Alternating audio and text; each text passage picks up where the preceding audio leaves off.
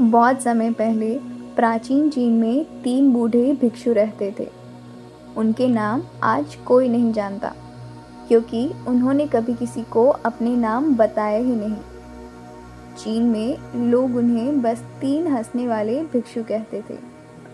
वे हमेशा एक साथ यात्रा करते थे और उनका एक ही काम था, और वो था सिर्फ हंसना। वे किसी गांव या शहर में प्रवेश करते, उनके मुख्य चौक पर खड़े हो जाते और जोर जोर से हंसने लगते।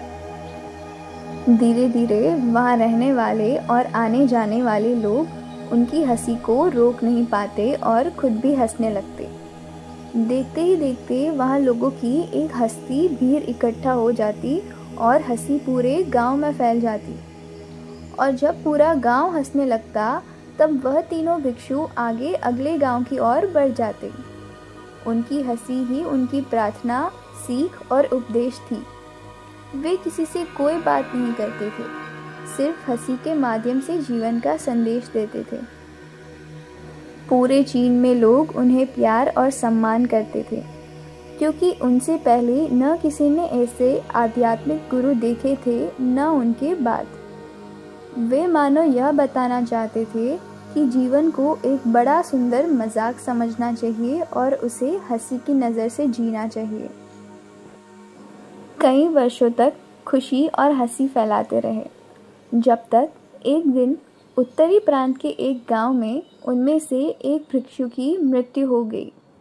गांव वाले हैरान हो गए। वे अपने खेत खलिहान छोड़कर दौड़ते चले आए, सिर्फ यह देखने कि बाकी 2 भिक्षु अपने साथी की मौत पर क्या प्रतिक्रिया देते हैं। सबको लगा वे दुखी होंगे, रोएंगे, लेकिन वहाँ कुछ और ही हुआ। बाकी 2 भिक्षु और जोर से हंसने लगे। वे हंसते ही जा रहे थे, रुकने का नाम ही नहीं ले रहे थे। लोगों को यह विश्वास ही नहीं हुआ। उन्होंने जाकर पूछा, आप रो क्यों नहीं रहे? आपके साथी की मृत्यु हो गई है। तब पहली बार उन दोनों भिक्षु ने जवाब दिया, कल ही रास्ते में उसने हमसे शर्त लगाई थी कि हम तीनों में से सबसे पहले कौन मरेगा, और देखो आज वही जीत गया, वो बुरा शरारती। उस भिक्षु ने मरने से पहले एक वसीयत भी लिखी थी। परंपरा के अनुसार शव को धोया जाता है और नए कपड़ों में बदलकर चिता पर रखा जाता है, लेकिन वसीयत में उसने लिखा था, मुझे मेरे पुराने कपड़ों में ही जलाना, क्योंकि मेरी हंसी ने मुझे जीवन भर इस दुनिया की गंदगी को मुझ तक पहुंचने ही नहीं दिया। तो उसे उसी के पहनावे में चिता पर रखा गया। जैसे ही चिता जली, सब दंग रह गए। उसके कपड़ों के अंदर फुलझड़ियाँ और पटाखे छुपाए हुए थे।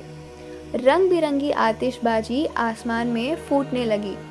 लाल, नीले, सुनहरे, हरे रंग हर दिशा में फैल गए, और फिर पूरा गांव हंसी से भर गया, जैसे 2 भिक्षु चाहते थे। तो इस कहानी से यह सीख मिलती है कि जीवन में कितनी भी समस्या हो, हमारी हंसी ही अपनी समस्या का सामना करने की ताकत बन जाती है। हम अक्सर भविष्य की चिंता और बीते हुए कल के पछतावे में अपने आज की सुंदरता खो देते हैं। पर याद रखिए, जीवन हर दिन हमें जीने का एक नया अवसर देता है। शायद इस जीवन में हम यहाँ सिर्फ हंसने, खुश रहने और खुशी बांटने के लिए आए हैं। धन्यवाद। खुश रहिए और हंसते रहिए।